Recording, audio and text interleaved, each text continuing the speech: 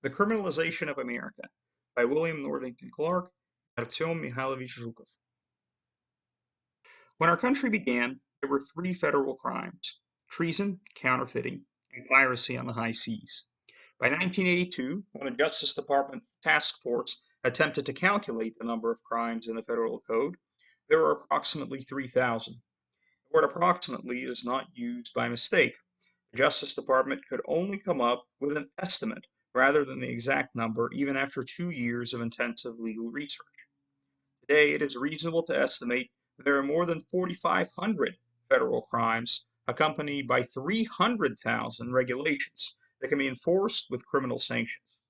As a Louisiana State University law professor John Baker stated, there is no one in the United States over the age of 18 who cannot be indicted for some federal crime. Many of these federal crimes are referred to as white-collar crimes. In essence, that term has been used to describe economic or business crimes, whether committed by organizations or their officers or employees. The pervasiveness of these criminal regulations against companies is untraditional and has increased the involvement of government in corporate activities which had not previously drawn the eye of concerned government officials, the public, or anyone else save the parties involved. The concern has not brought with it an improvement of business conduct on the part of the corporations, but rather the imprisonment of nonviolent people for acts that could have been resolved without burdening the federal prison system with another inmate and without removing an otherwise productive person from the ranks of society. What has occurred in recent years has been an increasing tendency of the federal government in particular, and the state governments to a lesser extent, to make conduct that once would have been of no consequence or treated as a civil or administrative matter to be treated as criminal conduct. In addition to this criminalization of conduct, there has also been an increase in the federalization of crime. For example, the federal government expanding its control into areas traditionally reserved to the states. This creates a great deal of overlapping statutes and regulations that effectively operate as a web entrapping unwary people who might have good intentions but nevertheless find themselves violating one of 1,000 laws of which they may have never heard. In a Wall Street Journal article, a questionnaire was printed listing 25 common offenses. Most people interviewed for the article had indicated they had committed 8 or more of the crimes. An Episcopal priest in Houston who admitted to having broken 12 laws on the chart said, "There are so many things legally one can get in trouble for breaking, it would be difficult not to be a lawbreaker in our society." The priest said that presumably, because it has become increasingly difficult to keep track of what laws are enacted, which have been repealed, and which might be enacted in the next week, month, or year. And that is precisely the point. In a society that generally holds that ignorance of the law is no excuse, the number of laws should not be so unreasonably high that a person could not help but be ignorant of them. The number of laws, particularly ones targeted at corporations, has not always been so high. Even if the laws were in the books, they were not necessarily enforced with such vigor that they yielded strange convictions against people who were probably never the targets of the enforcement provisions to start with. The expansion of the legal web and of federal enforcement practices began sometime in the 1980s. For example, prior to 1983, no major defense contractor had been convicted of procurement fraud. From 1983 to 1990, 20 of the largest 100 had been convicted. Recent data shows that between 2001 and 2011, the Department of Defense charged 54 companies with fraudulent practices. The expansion of the scope of criminal law has not been limited to corporations and fraud allegations. The highest appellate court of New York, the New York Court of Appeals, ruled in 1990 that state prosecutors could file criminal charges, including murder and assault charges, against employers for injuries to their employees at work. An article in the New York Times noted a growing tendency at that time around the country to prosecute crimes in the workplace.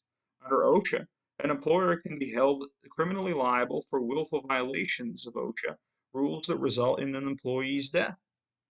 Similar developments have occurred in the field of environmental criminal law. In 1985, there were 40 indictments and 37 pleas of guilty for environmental crimes. 4 years later, there were more than 100 indictments and an equally large number of pleas and convictions, including Ashland Oil Company, Texaco Inc., and ocean spray cranberries. The Justice Department website states, from October 1st, 1998 through June 30th, 2013, the Environmental Crimes Section, ECS, concluded criminal cases against more than 1,005 individuals and 373 corporate defendants, leading to 729 years of incarceration and 743 million in criminal fines and restitution. 852 years with incarceration, halfway house, and home detention. One publication listed the top 100 corporate criminal corporations in the 1990s. Included were such national and international companies as Exxon, Pfizer, Rockwell, Royal Carmike Cinemas, Teledyne, and GE, which paid fines varying from $9.5 million to $125 million. Should the threat of criminal prosecution, as well as criminal prosecutors, be allowed to control corporate conduct when civil penalties seemed to serve this function effectively in the past? Even the field of healthcare law has not escaped the rise of federal laws and regulations. With the passage of the Affordable Care Act came not only the possibility of additional criminal charges filed by crafty prosecutors, but also the lessened burden of proof that would ordinarily deter these prosecutors. Without restating many of the arguments made in an earlier article, I can summarize the effect of the Affordable Care Act on criminal law as follows. It removed or greatly reduced the burden on the prosecution to produce evidence of mens rea, or criminal intent, in healthcare fraud cases.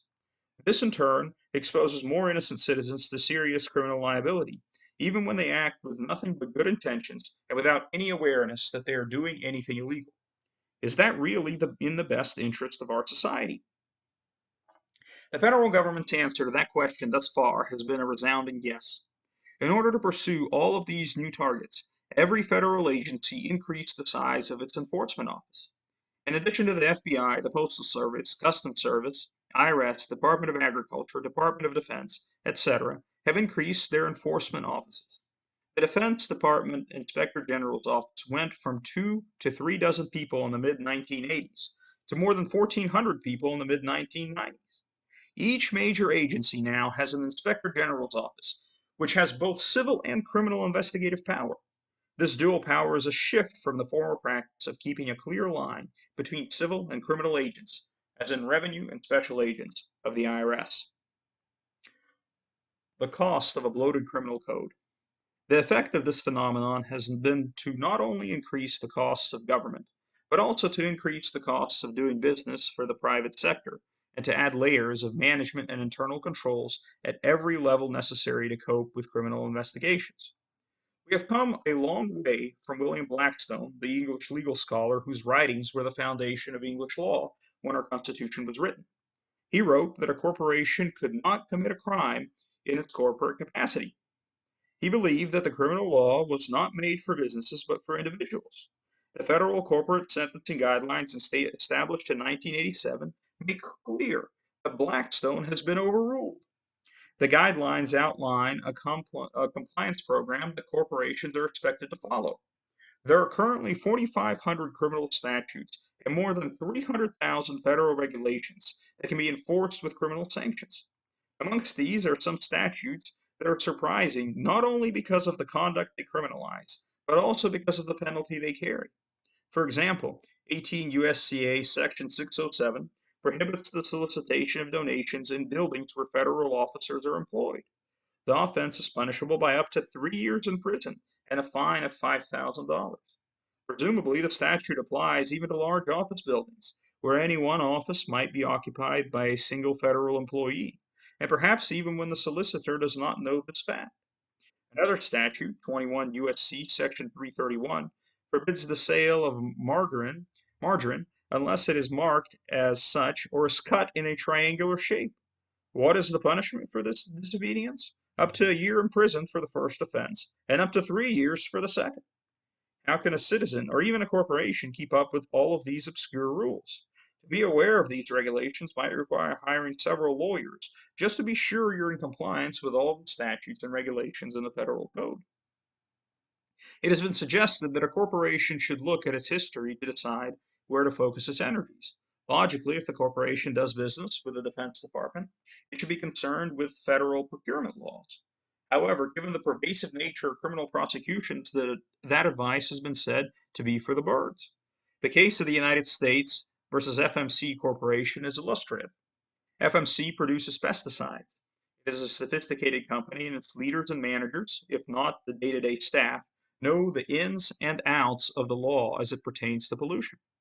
However, its management apparently did not have much experience in the Migratory Bird Treaty Act. FMC had a pond on its property, somewhat like the ponds around some corporate headquarters in Alabama. From time to time, migratory birds stopped at the pond. Unfortunately, the pond contained chemicals which the government said were unhealthy for birds. FMC put out security guards and took other measures, such as using loud cannons, to try to keep the birds from landing. To FMC's dismay, the cannons could not continue to be used because the noise disturbed the neighbors, and the security guards had a tendency to snooze. FMC finally found out the source of the problem with the pond. Undecomposed pesticides had been unwittingly dumped into the pond because of certain equipment malfunctions. The government disregarded FMC's cannons, guards, and other things which would indicate to a reasonable person FMC was acting in good faith, and obtained a criminal indictment for violation of the Migratory Bird Treaty Act. Government prosecutors had no evidence of any actual intent, but relied upon the admissions of maintenance employees and sleepy guards who failed to keep away the birds. According to the government, these facts, coupled with a claimed lack of interest of corporate executives, constituted a criminal corporate intent. The company was adjudged guilty of a felony and paid a $500 fine. One might question the cost benefit ratio of a trial that eventually yielded $500 in fines and prosecuted people who were trying to run a business while going through formidable efforts to protect the environment. The Supreme Court of the United States recently heard argument in the case where a fisherman was indicted on charges which carried a potential 20-year sentence for the egregious offense of throwing 3 fish into the Gulf of Mexico. The case went before the court on writ of certiorari to the 11th Circuit.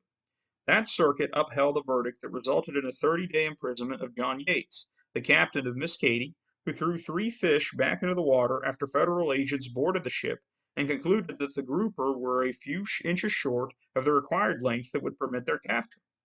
The reason that throwing the fish back into the water after a visit from federal agents can result in a prolonged imprisonment of up to 20 years, a fate Yates fortunately escaped, is because it allegedly violated the Sarbanes-Oxley Act. That act, passed in the wake of the Enron scandal, was likely intended to prevent what executives at Enron did once they saw the writing on the wall, rampantly destroying papers, emails, and computer files once corporate criminal sanctions were imminent.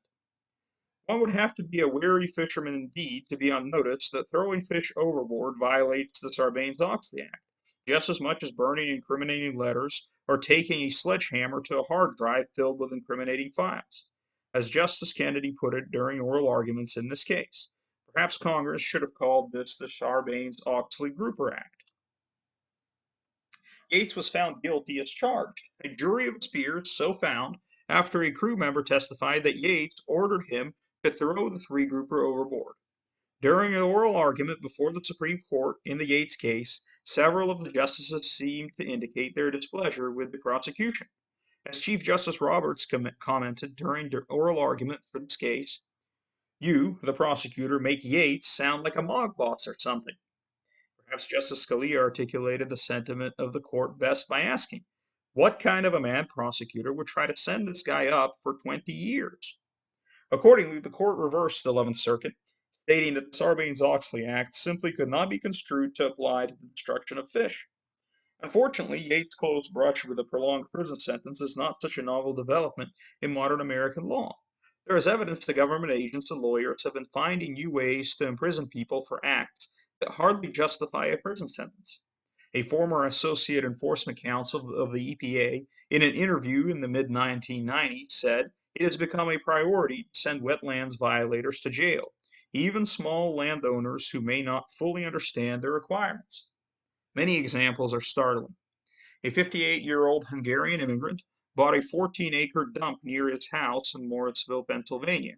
It put some clean fill on 5 acres to build a small truck repair garage.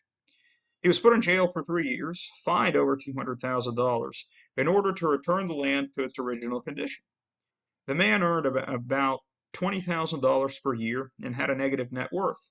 He claimed he had been told by the state before he bought the land that he would not need a permit to put a clean fill on it. The land was not on the National Wetland Inventory map, and there was a serious dispute as to whether it had any connection to navigable waters. Nevertheless, the federal government pursued him and attained a conviction. Another example involved a father and son putting clean dirt on a 1/4 acre waterfront plot in Escambia Bay, Florida, to prepare the land for construction of a home for their use. They were sentenced to 21 months in jail, followed by 1 year of supervised release, fined $5,000, and required to restore the land to its prior state. The judge in the case noted that the property did not look particularly like a wetland, since it had no standing water on it, nor did it appear to be a marsh, swamp, or bog. The judge stated, though, that this court must apply the law as it exists, even if it seems contrary to simple logic and common sense. Perhaps the most egregious example of unwary citizens being convicted under obscure laws is a case in 2000 where 4 Americans were convicted of improper lobster importation. In that case, there was not even a direct violation of American law. The defendants imported lobster tails in plastic bags instead of cardboard boxes, as required by a regulation of Honduras. However, under the Lacey Act, they were breaking American law by not abiding by foreign rules about fishing and hunting, even though the regulation was no longer being enforced by Honduras itself. What was the penalty for such an easily overlooked transgression? 8 years apiece for 3 of the 4 defendants. Justification. Some may defend these stiff punishments on the ground that some of the acts criminalized by the statutes discussed are very difficult to detect. After all, whether a person has thrown illegally caught fish overboard or has shipped lobster in a plastic bag instead of a cardboard box may be hard to discover for federal agents. Thus, the government's argument seems to be that because of the threat of discovery is low and does not serve as a deterrent for this sort of activity, criminal charges and long sentences are properly imposed to add to the deterrence factor. Such sentences, the government argues, offset the low chance of discovery with the threat of high punishment if the unlikely discovery occurs. Proposed changes in federal criminal law policy. Deterrence and other justifications for criminal punishment aside, though, there is a graver danger lurking here that the Eighth Amendment was supposed to prevent: cruel and unusual punishment. By raising the stakes of conviction for crimes in order to deter their commission, the government necessarily punishes the people it catches disproportionately to what they may actually deserve. The person convicted is, in effect, bearing the weight of the sins of others without having committed them.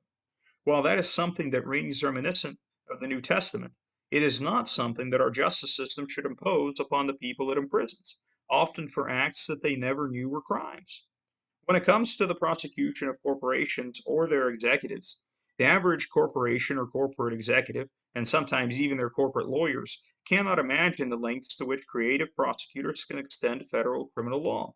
The honest, law abiding, but unwary CEO can suddenly find himself or herself caught up in our criminal justice system, because most do not realize the vast scope of some federal criminal statutes.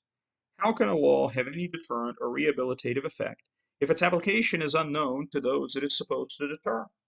For example, an allegation of fraud in a contract action can transform an ordinary state law claim into a federal racketeering, mail fraud, or wire fraud charge. The government often investigates conduct and cannot find any specific violation of a regulation or criminal statute. But, unwilling to abandon what appears to have a smell of fraud, they often turn to the ubiquitous mail fraud statute. The essence of the elements of this offense is a scheme to defraud and use of the mails. What constitutes fraud is as broad as the prosecutor's imagination. The use of the mails is the means by which the court gets federal jurisdiction. Almost any use for any purpose at any point in the transaction will allow the court to find federal jurisdiction. In recent years, the federal government has used allegations of bribery by state or local officials where a certain federal threshold is involved to charge a federal offense under 18 USCA Section 666. Section 666 is a variation of 18 USCA Section 201, which is the federal bribery statute where federal officials are involved. Certainly, Section 201 has its place, And the United States Supreme Court in the United States v. Sun Diamond held that proof of a specific quid pro quo is required. However, the federal courts are split over whether Section 666 includes the requirement for a specific quid pro quo. The 11th Circuit has held it does not. See United States v. McNair. Several other circuits have taken a contrary position. See United States v. Jennings. Also United States v. Ganem. As argued in the McNair case, without the requirement of a specific quid pro quo, the government is permitted to essentially rely on the catchphrase post hoc ergo propter hoc. After this, because of this.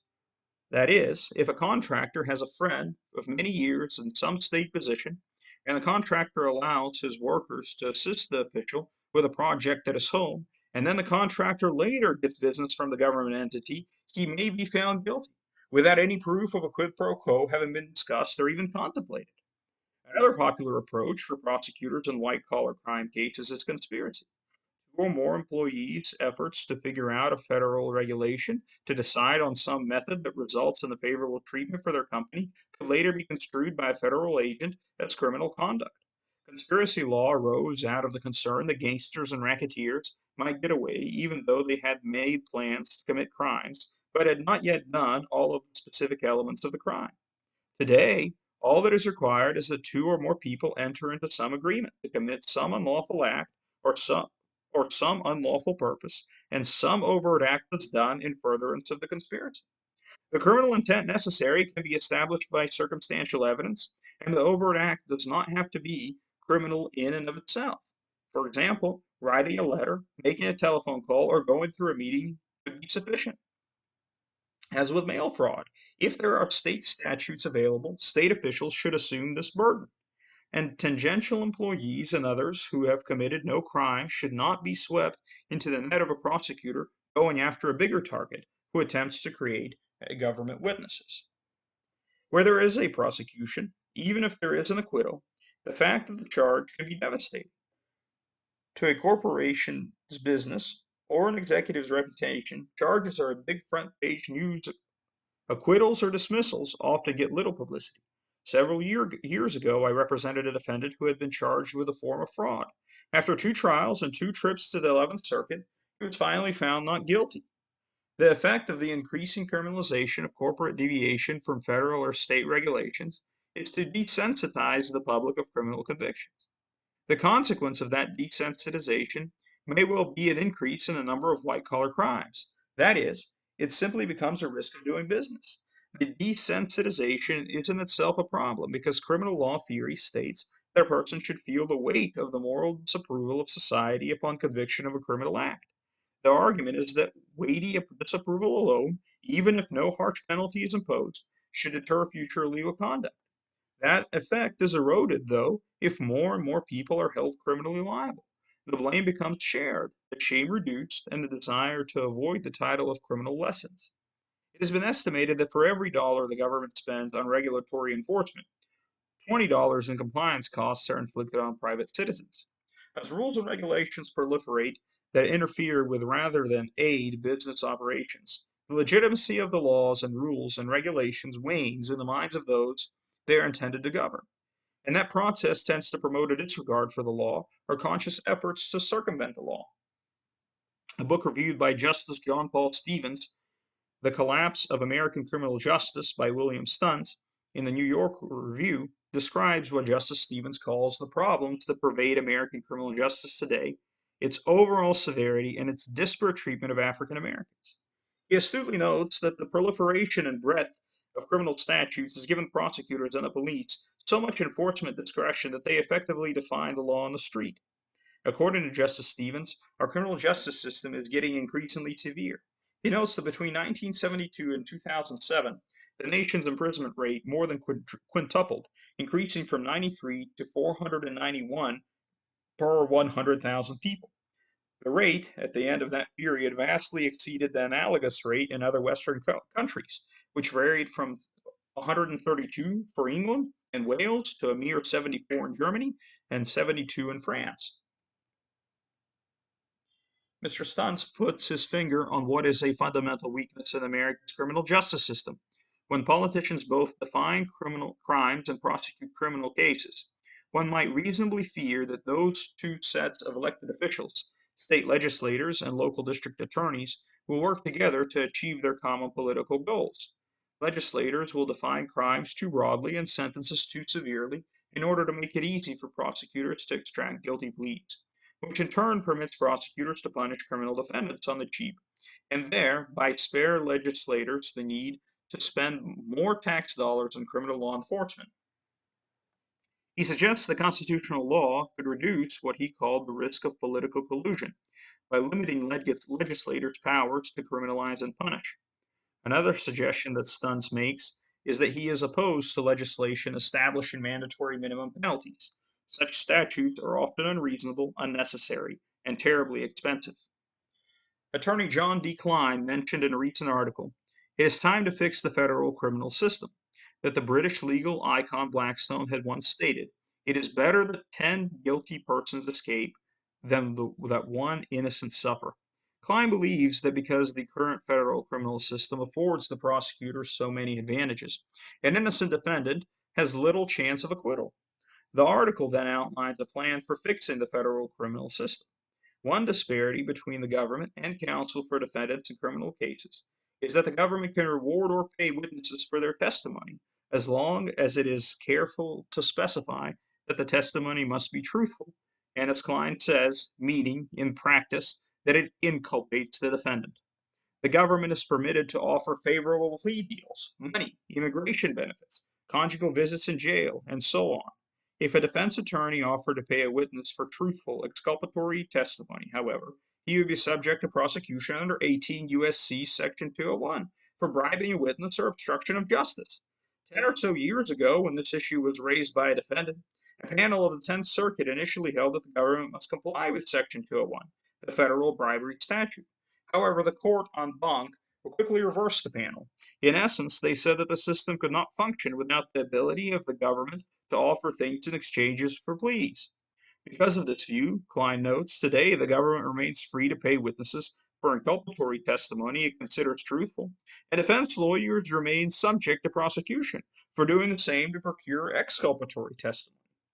In the article, The Criminalization of Negligence Under the Clean Water Act, the authors raised the issue that the Federal Clean Water Act, 33 U.S.C. Section 1319 C1, makes it a misdemeanor to negligently violate a laundry list of CWA sections. The authors point out that businesses today operate in a world of complex, overlapping, and often bewildering laws, rules, and regulations. It is dangerous to our system of justice to permit a citizen to be prosecuted on such a nebulous negligence standard. This is the sort of trend that Congress needs to curtail. Civil penalties may be appropriate, but the federal code should not be used. There has also been a tendency and trend toward eliminating the requirement for mens rea. Under the common law, with just a few exceptions, a person who acts with innocent intent is not prosecuted. However, the trend is toward minimizing the role of criminal intent, which Harvey A. Silvergate demonstrates in his article, The Decline and Fall of Mens Rea. The foregoing article notes that many judges who are former prosecutors buy into the amorphous definition of federal crimes favored by prosecutors, but they knowingly enable the tactics that allow prosecutors to present witnesses to bolster nebulous prosecutions, thereby giving the patina of substance. The author concludes that the federal criminal justice system has become a crude conviction machine instead of an engine of truth and justice. The vagueness of the federal criminal code has become too often a trap for the unwary honest citizen instead of a legitimate tool for protecting society. A judge on the U.S. Court of Appeals for the Ninth Circuit, Judge Alex Kozinski, reversed a conviction in December of 2010 of a chief financial officer of a corporation and declared him innocent. Judge Kozinski added this concurrence to the majority opinion. This has consumed an inordinate amount of taxpayer resources and has no doubt devastated the defendant's personal and professional life. And in the end, the government could not prove that the defendant engaged in any criminal conduct. This is just one of a string of recent cases in which courts have found that federal prosecutors overreach by trying to stretch criminal law beyond its proper bounds. This is not the way the criminal law is supposed to work. Civil law often covers conduct that falls in a gray area of arguable illegality, but criminal law should clearly separate conduct that is criminal from conduct that is legal.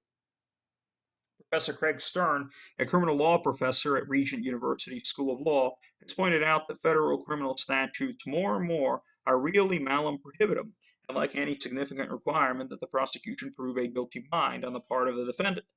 This is alarming and causes not only injustice but also uneasiness for even an innocent private citizen to speak to or interact with police or federal action. In fact, one lawyer has argued that a person should never speak to police because even if he believes himself innocent, he cannot be sure that something he says does not reveal a violation of some federal statute of which the person would have no knowledge. Several years ago, former Senator Jim Webb, a United States Senator from Virginia, introduced a bill in Congress which would create a National Criminal Justice Commission. Although the bill is not yet passed, a Judiciary Committee task force is currently working to combat the problem of criminalization of America. Webb believes that the criminal justice system needs to be fixed. He points out America's world-leading incarceration rate and notes that either we have the most evil people on earth living in the U.S., or we're doing something dramatically wrong in terms of how to approach the issue of criminal justice. Webb has a practical, reasonable approach. He says, you treat the people who need to be treated and incarcerate the people who need to be incarcerated. Conclusion. From 1989 to 1990, the U.S. rate of incarceration increased by 6.8% to 455 per 100,000. By 2000, the U.S. rate of incarceration was 699 inmates per 100,000 people, the highest in the world, ahead of Russia's rate of 644 per 100,000. By 2008, the rate in the United States had increased to 751 for every 100,000 persons. That year, the rate of incarceration in England was 151, Germany 88, and Japan 63. We are clearly number one in the world. The number of inmates in state and federal prisons increased more than sixfold, from less than 200,000 in 1970 to over a million by the end of 2000. 70% of those sentenced in 1998 were convicted of nonviolent crimes. By 2008, the United States had 2.3 million people behind bars, more than any other nation. China, with 4 times as many people, had 1.5 million in prison, a distant second. There has been a slight decline in incarceration rates in some states in recent years, because of a recognition in those states that incarceration is simply too expensive. But the United States remains the only advanced country that incarcerates people for minor property crimes like writing bad checks. In 2009, there were 7.2 million people in the United States on probation, in jail or prison, or on parole in every 31 adults, or on parole. 1 in 31 adults. These statistics raise a question heard increasingly in Congress, courts, and in the American Bar Association, and in the law reform circles. Is the United States overcriminalized? So where do these comments lead us? Certainly not to the view that there should be no laws regulating the conduct of corporations, corporate executives, and others, even criminal laws. Even though the crime rate has actually gone down, too often both our federal and state legislators advocate for more criminal laws and incarceration as punishment. In a writing by sage Lao Tzu from the 6th century BC called the Tao Te Ching, Lao Tzu suggested the opposite solution. The more restrictions and prohibitions there are, the poorer the people will be. The more laws and commands there are, the more thieves and robbers there will be. The next mandatory sentence may not just be for corporate executives or their lawyers, but for a friend or even a relative, or even for you. In closing, remember German pastor Martin Niemöller's comments about the refusal of good Christians to speak out against the Nazis. First, they came for the socialists, and I did not speak out because I was not a socialist. Then they came for the trade unionists, and I did not speak out because I was not a trade unionist. Then they came for the Jews, and I did not speak out because I was not a Jew. Then they came for me, and there was no one left to speak for me. Pastor Niemöller spent 7 years in Nazi concentration camps. The criminalization of America is not just the title of this article. Unfortunately, it has been an active process that has been going on for too many years. It is time for it to stop.